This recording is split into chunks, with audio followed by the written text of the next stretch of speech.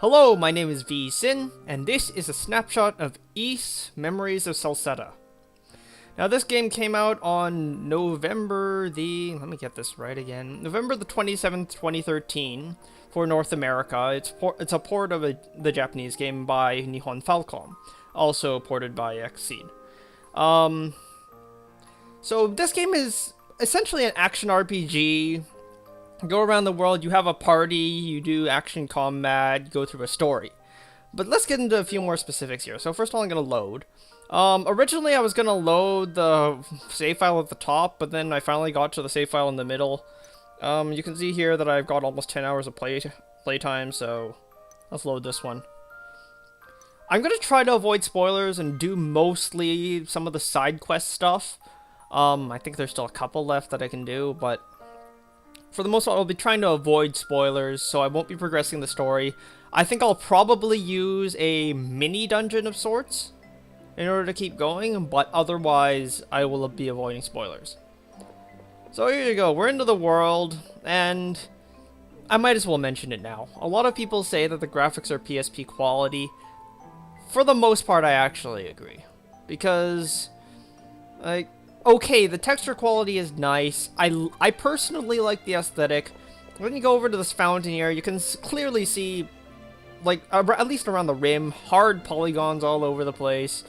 You can see, like, just hard polygons all over the place. I do appreciate that they managed to get the lighting effects right, but if I do this properly, you can see, of course, that the feet are sliding really hard. Like, you can see that I'm just sliding, sort of. So, animation quality, while not in combat, is also a little bit iffy, but let's just put that aside for now. Let's get into the menus for a second here. You can press start, or you can press that backpack in the bottom right-hand corner. I'll press the backpack. And you've got equip, skills, item, system, party, journal, memories, map. I'm gonna change up my party for a second. There you go. Yay, title screen. Alright, so equipment. Equipment, basically, you have a weapon, armor, and 2 accessories. Weapons can be upgraded later on, so you can see I've got the claymore and the spectacular heat sword. If we hover the spectacular heat sword, let's see this. You can see so hot it burns the user. This is actually a quest item. I'll probably have to use it later.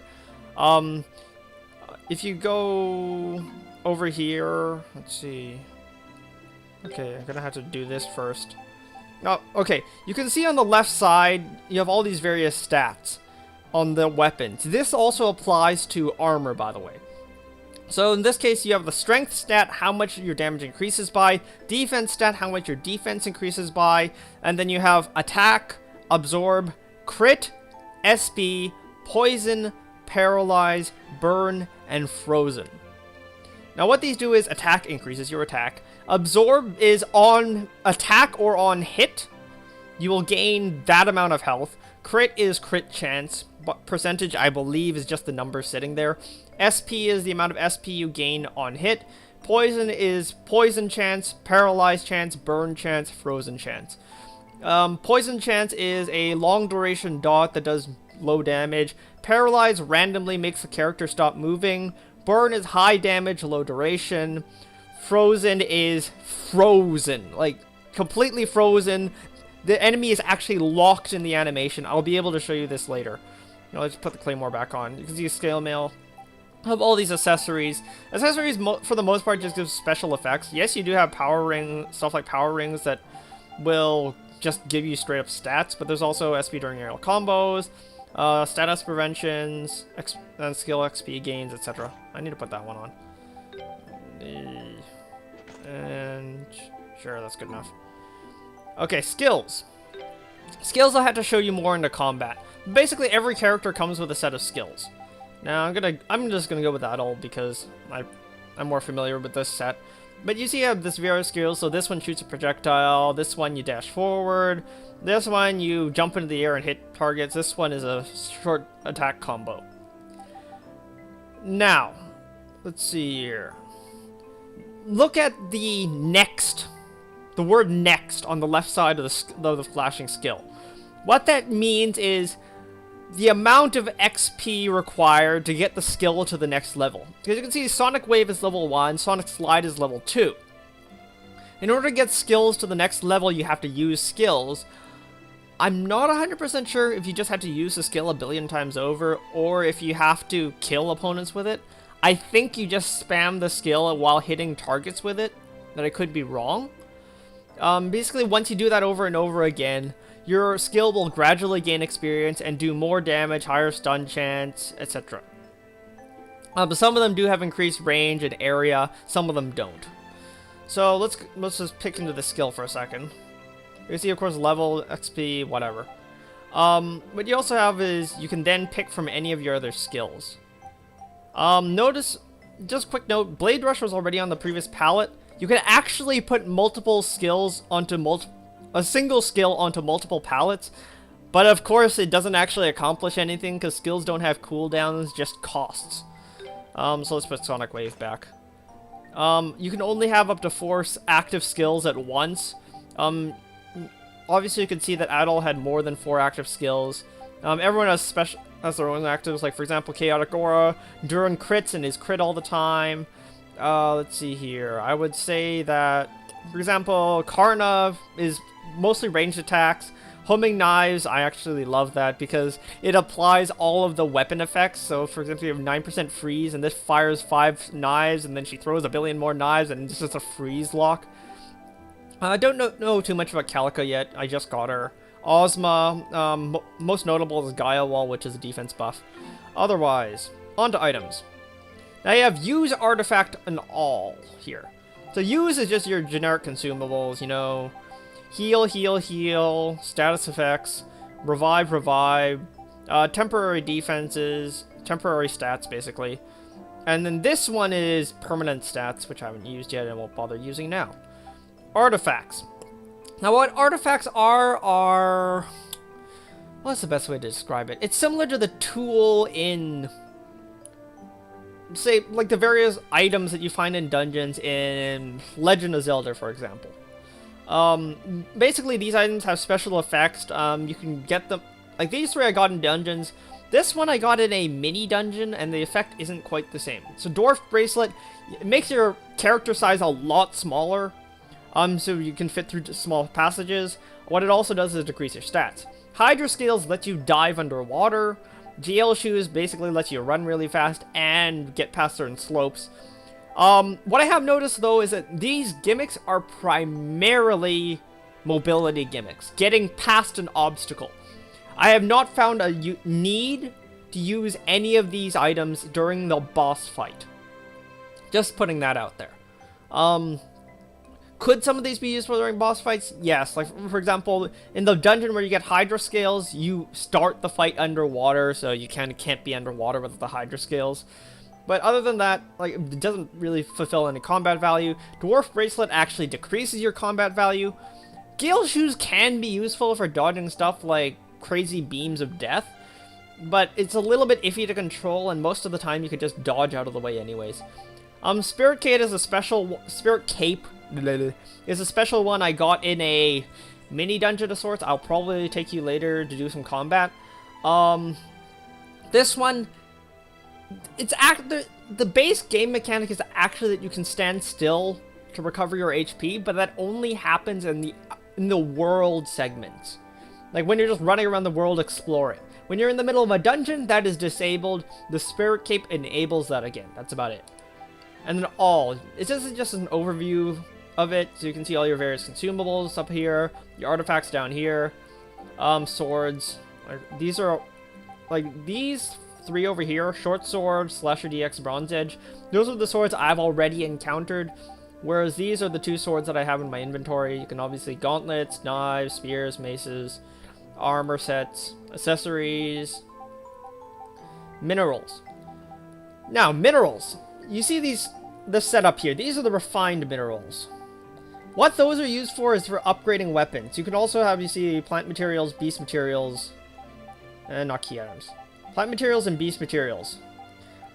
Okay, first of all, the refined ones are used to upgrade weapons and armor, basically. You can also use them in, let me get the place right, Komodo, I believe. You can go there and turn these into accessories as well. But these are for the most part increasing stats. This is basically attack +1, attack +3, attack +5, poison +5, paralyze +5, burn +5, freeze +5. Off the top of my head, there are obviously other effects. Plant materials and beast materials, you can use these to upgrade, like I said earlier. These have a mix of effects of positive and negative, so you have to balance these out, obviously. Now down here to key items, you have the journal, which is the journal option. Map, notebook, and then most of these are quest items. What I will want to bring up though is these two, Golden Wing and Silver Wing. Silver Wing is after the first, like I would say first mini dungeon, sort of like, yeah, I would call it a mini dungeon.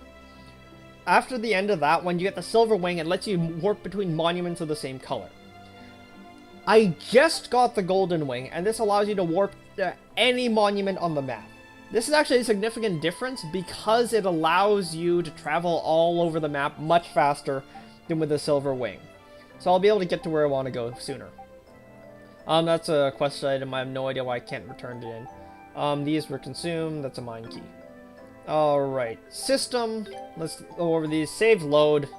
Most people know what these do. Race, obviously, and title screen. Options.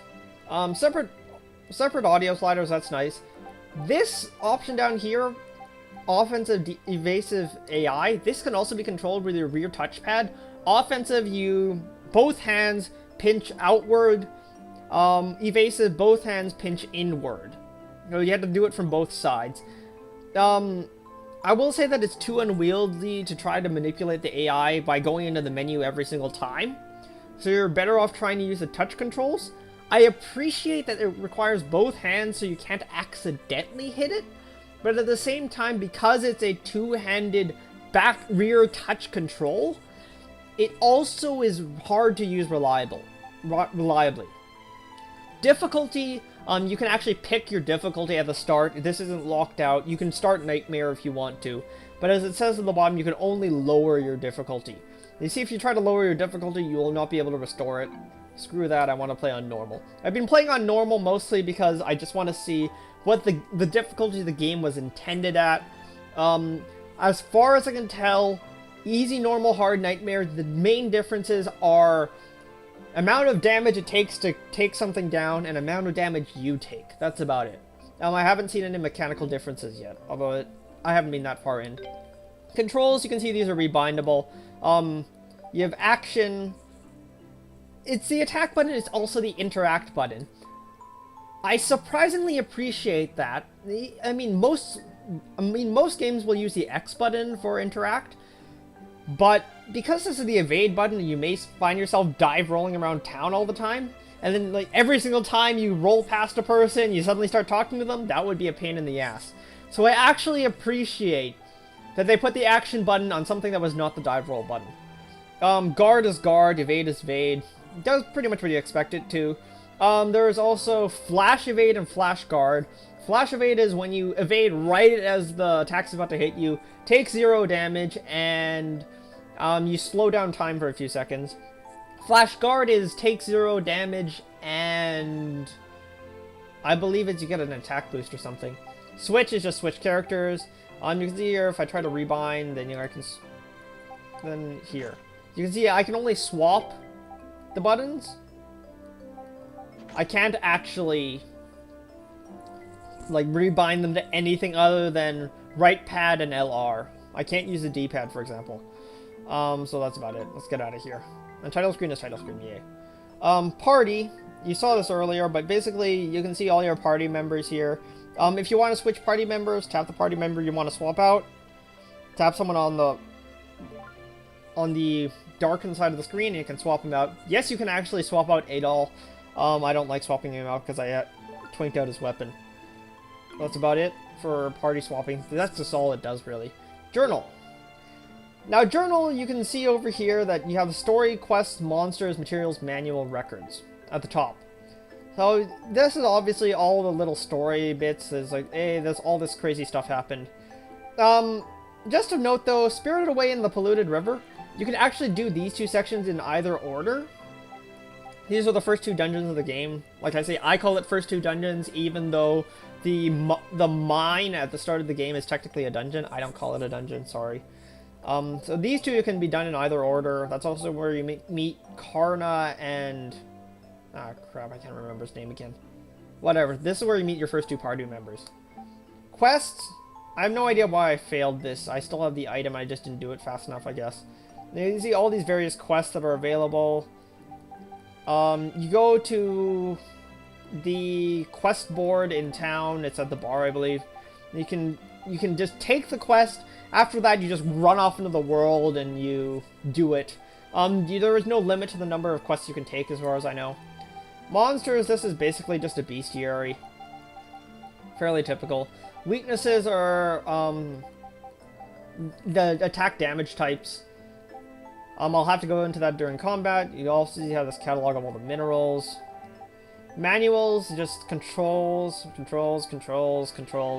what you'd expect. And records, of course, is playtime and all these various statistics that you can use. That's about it. Memories are...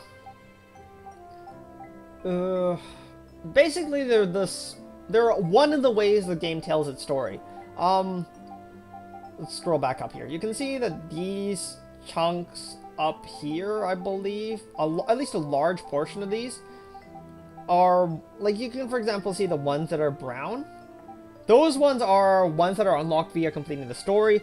There are also nodes in the world where you can go up to them and take that memory, and then you get a piece of backstory. Let's just get down here. For example, all this stuff, this is all stories that I collected by exploring throughout the world. That's about it. It's mostly backstory. There is one little gimmick part where it says, pick the relevant memory, but in reality, you either just go from top down and eventually get it. You just randomly pick until you get it. It's not much of a gimmick at all. And then there's the map. Now map, fun little feature. You can pinch in, pinch out in order to zoom in or out. You can also use left and right on the right analog. Up and down on the right analog tilts the map. Neat. You can see you can move around. I've been all these various locations.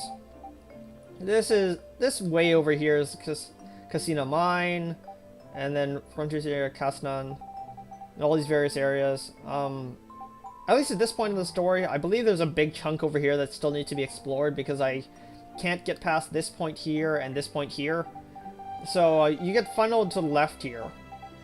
Let's see here. Obviously, you go from here up here, and then I believe right around here, at this point right here, then you can either go left or go right, and then that's where you pick the first town you get to, basically. Also, you can see in the bottom right corner, you gotta set to destination. I can set it to some random place in the middle of nowhere, or I can set it to somewhere of actual value, like here. Oops. Let's use the X button for that. So, enough of menus. You obviously have this shop here, you can just buy stuff, that's basically it. There are also guys who do crafting and guys who do the enhancing, depends on the town. Highland, this town, does enhancing, no crafting. There's also Celery lets you trade up the monster materials and the plant materials in order to get various items. I'm just gonna warp around here. Let's see. Let's go to... What the hell? Oh, cannot warp to monuments of a different color. Okay. Looks like I got it wrong. It's not shape and color, it's just monuments of a different color. Oops. It just still makes it easier, mostly because it just gets you across the map fast. Gets you across the river without having to go through the damn ruins again. So, that's not the right one. That's the yellow one. Let's get to the blue one. That way I can get to Celery and show you a bit of the combat. Other side, dive rolling everywhere. Yay! Let's see.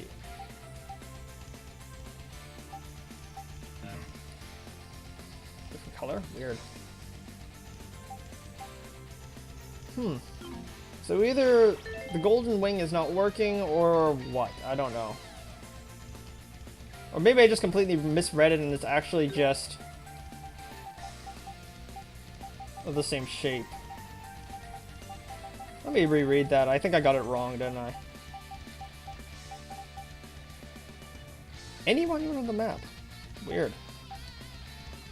Well, evidently it's lying, because, yeah. Because as you can see here, I can pick this, but I can't warp to this thing, for example. Even when you go to Salray Village, I can't warp to that either. I have no idea why. Well, that's irritating. Whatever, let's go up this way. That goes nowhere. So let's show you a bit of combat. The basics is you mash square. You want to be fancier, you throw in a skill, you do skill finishes. And then you can do all sorts of flashy things. One of the things that I actually like about this game that's more subtle is the run speed. Yes, really, the run speed. The speed at which you move around the map. I'm actually serious about that. It's one of those little things. The only other Falcom game I've ever played is Legend of Heroes Trails in the Sky, first chapter. And they have a similar run speed where your character actually looks like they're moving insanely quickly, even though they're not really moving faster compared to, say, other games where it takes you X amount of time to get to Y point. Just based on the run speed, based on like dive rolls, for example, letting you look like you're moving faster. It's actually one of those little things that I really like about this game. Very small thing, but it helps maintain the pacing and keep you interested without feeling like it's wasting your time. Let's switch to Karna a bit, and let's just do some slow lock, because we're about to get into a battle with some bigger monsters. Let's roll past all these guys. Let's not waste your time. There's a big guy. One of the cheesy things you can do... Oops. I'll get flattened. See if we get lucky enough. See, you can see I can freeze. Paralyze. Yep. Freeze again, just as he's about to hit me. Ah, crap. Okay, I'm gonna get over here. Yep. You'll notice how somewhat cheesy this is. Like, it is pretty cheesy. Like, obviously, bosses, you can't freeze lock them, but... Also, that's one of the skills I learned. I believe you learn these just by spamming out skills, and then eventually you can get the various ones out there, but whatever. You know what, since I just got it, let's try it out. When there's Mistral Spin. I haven't used Mistral Spin too much. Shock Spark. Well, then from midair with knives can paralyze. Huh, interesting. Let's see how it works against an opponent.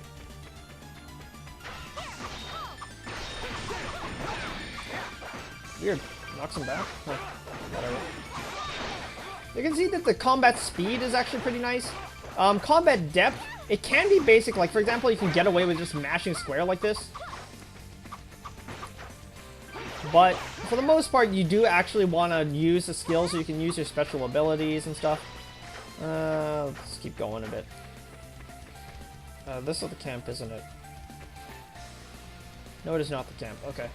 Let's see if I can find something else big to knock out. Roll past all of you! You're wasting my time. Is that the way? Okay, this is the way. Doo-doo-doo. There we go, another big guy. So you can you press L default, you can use a special ability. Special abilities are charged up by using special skills, basically.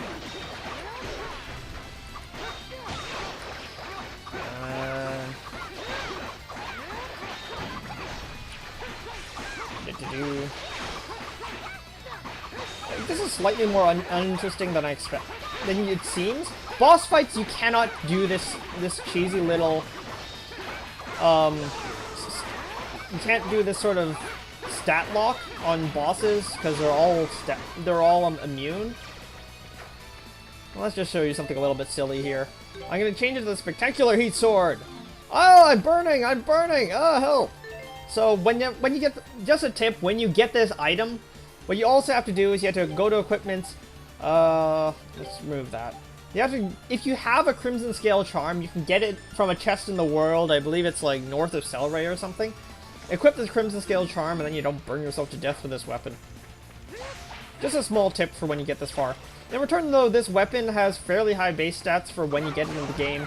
It also has 30% chance to burn, which does a ridiculous amount of damage. You can see flame. It's a fun little item. It's also a quest item, so I haven't completed the quest, so I don't know if I get to keep it or not. Although I have a feeling I should be able to.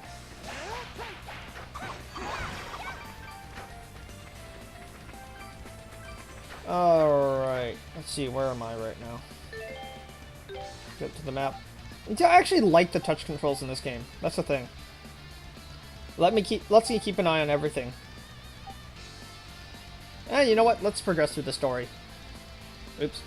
My computer screen just turned off. I hope that didn't affect the recording. Oh, let's get past this campsite.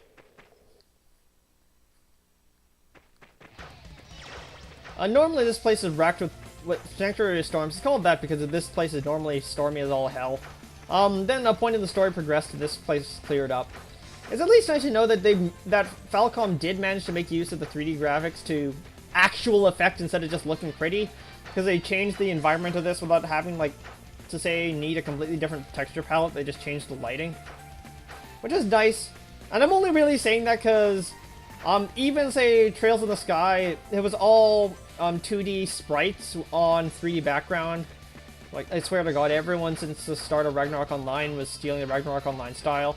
Also, all I'm doing right now is just completing the chunks of the map. If you look at the top left corner, you can see that I'm revealing chunks of the map I didn't previously see. What the heck? There was one of those there? Huh. I never went past it. Interesting. Alright. Reveal more map. Yeah, sorry, I'm boring you with my completionism.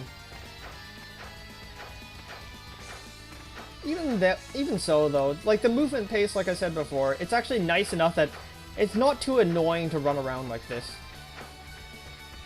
Alright, let's see. It looks like I'm gonna end up progressing through the story, huh?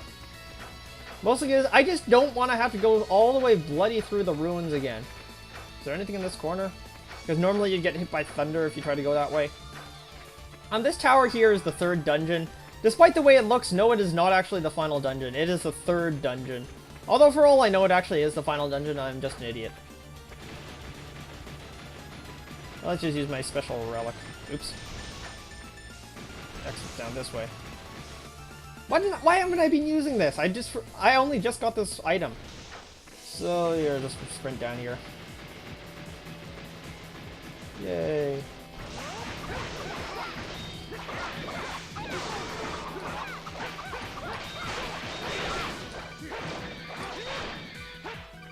Skill finishes for the most part. What skill? Air combo. Air combos, if you knock them to the air, then they will give you extra SP.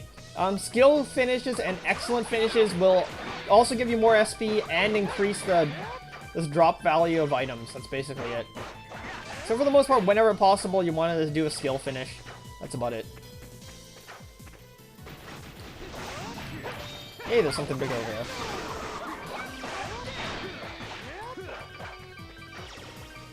Or at least something medium size.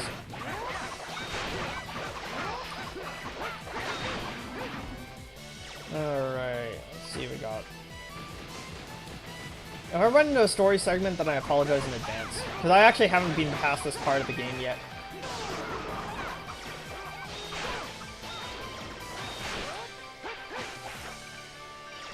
Something that's nice about the AI, though, is that they do actually collect items for you. Oops, I touched the front of the screen. There we go. So you see I pinched in, pinched out. You can maybe hear their slight yelling, but I'm just like pinch, pinch, pinch, pinch, pinch, pinch, pinch, pinch. There you go, now I finally got it. Oops. And then I accidentally pressed L and I blew Soul Breaker and absolutely nothing. Yay! Whatever. You can just see there, from me just saying pinch, pinch, pinch, pinch, pinch, you can tell that the touch controls aren't actually that responsive. So, and I really hope I don't run into a major story segment. I really hope I don't run into a story segment and spoil this for you. What I will say about the story so far is that it's somewhat generic. How do you get up there? There you go. So this is Karna's little gimmick. She can throw knives to cut out stuff. This one in particular is just basically a shortcut back to town. You can see you go down here. Recognize this place? Exactly. Well, let's just keep going.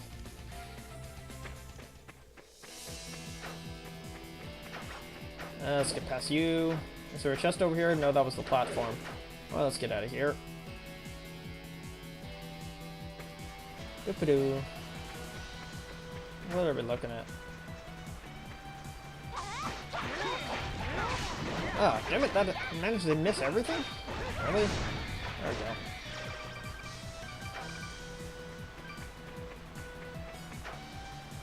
Oh, let's see what I managed to run into around here.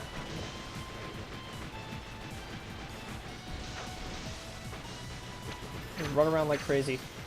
Man, these boots are fun. I didn't have these boots earlier on in the game. Like I just said, I got it from the last dungeon, the most recent dungeon. So, it's just new novelty. Oddly enough, I haven't run into any opponents with elemental damage type requirements, which is interesting. Maybe it's these guys. No. Let's see. Touch the screen. You can touch the screen to just check them. Nope, these guys don't have an elemental weakness. Let's go finish you. Oh, man, where the hell?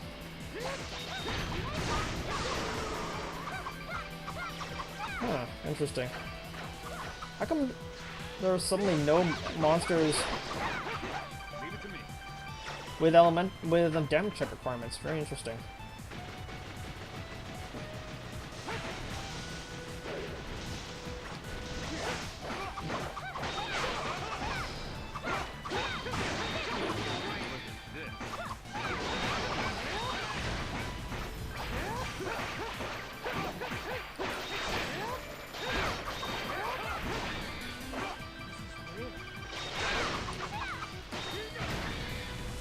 Well, you can see here just showcasing the various characters doing crazy stuff.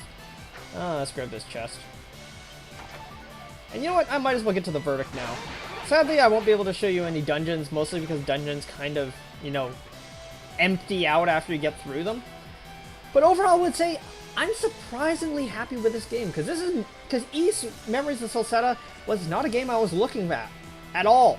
Like, I was not paying attention to this game. I was considering just skipping it over. Like, hey, a lot of people like it.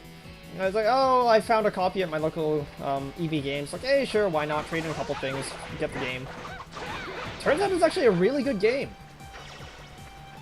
And for the most part, who could I recommend this to?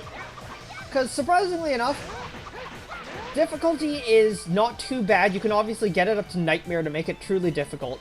And in case you haven't noticed, I've been taking hits, so it's not like I can just avoid everything. Let's see here. I'm just gonna walk up to these guys for a second. I'll let you see how quickly I get the crap beaten out of me. These are just two random enemies.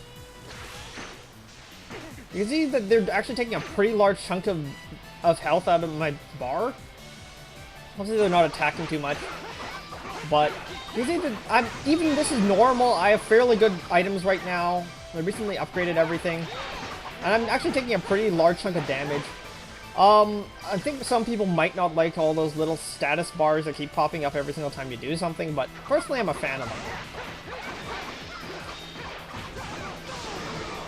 Let's see here. So for example, casual gamers, could I recommend this? Yeah. It's surprisingly easy to pick up. There's obviously some difficulty to be added here. If you increase the difficulty, it does actually become difficult because, again, like I said, you take hits all the damn time. So you will take damage. You may get insta-gibbed. Like even on normal, if you go up against the wrong enemies at the wrong time, you also get insta-gibbed. So that's, again, very important to have that there. At the same time, you also have easy, which you can cheese the difficulty past. So if you're a newer player, then that's fine as well. So, would I recommend this game? Finally, action RPG fans, buy this game, please. Like, I wasn't expecting it, but this is actually really nice. Like, is it Game of the Year status? Debatable. But it's still a very solid game. For what I know of Falcom, they do manage to get it right. The little things right. The very little things right.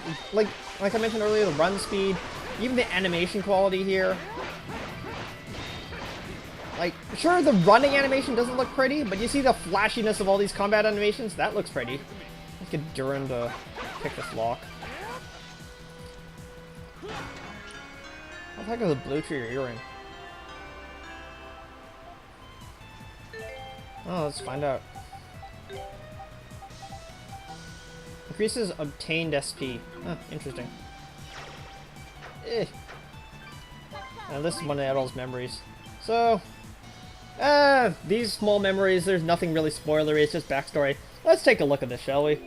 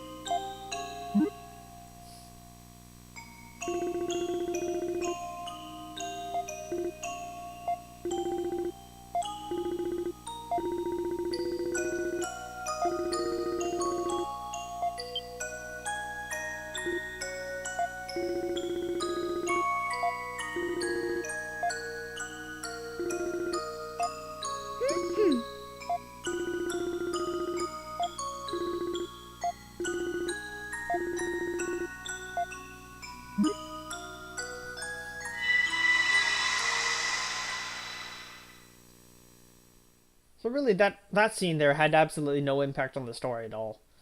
Also really dumb note about that now loading icon in the bottom right. There is actually a restriction on the approval process for PlayStation games where you cannot have a blank loading screen for more than a few seconds. So after that period of time passes, the now loading icon suddenly shows up for no apparent reason. It's really funny. Whatever. So where was I? Oh right, verdict. Would I recommend this game? Yeah, I actually would. I heard from a lot of people that the clear time is 20 hours. For not 100%ing everything, just going through the paces, going through the game. At least that's what I've heard. I obviously haven't gotten to the end of this game yet. But for the most part, I think it's a decent estimate just from the pacing I've gone through, from the number of relics I have right now. So yeah, I would say 20 hours seems about right. I believe this is a game that is accessible to casual players. The game does actually do a good job of presenting you with a good tutorial that gets you through all the steps. In terms of story, for the most part I trust Falcom to have a good story. Purely based on Legend of Heroes, really, but still. But my one concern with the story is just the premise is amnesia. Really? Amnesia? Amnesia? Yeah, that's where the memories of Celceta come from. But still, it's not a poorly executed amnesia. It does appear to be interesting. It helps bring in various plot twists along the way to help keep it interesting. The plot structure is fairly generic, but they do bring in a lot of twists throughout the story that help keep it fresh.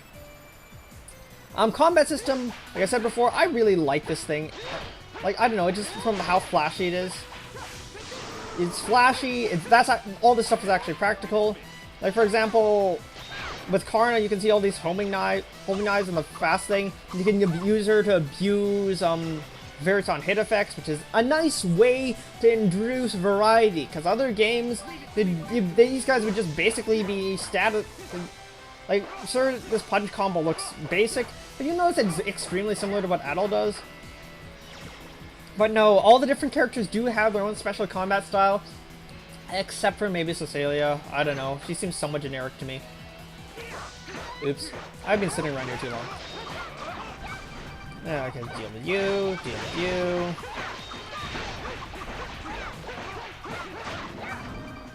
Whatever. And overall, yeah, I could say I could recommend this to everyone. Especially, like, the people who are action RPG fans, they've already had their eye on this game. They probably have already bought it or pre-ordered it before I even made this video.